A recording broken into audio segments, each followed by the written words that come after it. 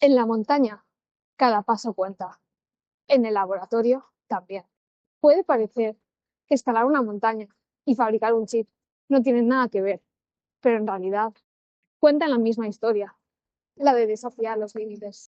Me llamo María Benito y soy doctoranda en el IMB CNM. Mi investigación se centra en la optimización de dispositivos superconductores con aplicaciones cuánticas. En estos 3 años hemos consolidado una nueva línea de tecnologías cuánticas en el IMB CNM, que ha sido presentada en numerosas conferencias. En 2024 gané el premio al mejor póster en Quantum Matter, Bilbao. Actualmente colaboramos con varias instituciones tanto en España como en el extranjero para fabricar y medir chips superconductores de manera multidisciplinar. Por eso, porque me gustan los retos, decidí ser científica.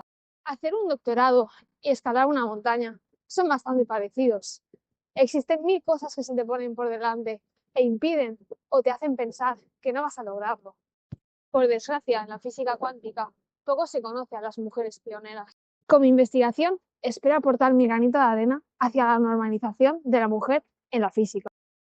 Y si mi trabajo sirve para motivar a más mujeres a subir, ya sean montañas o al carro de la ciencia, entonces habrá merecido la pena.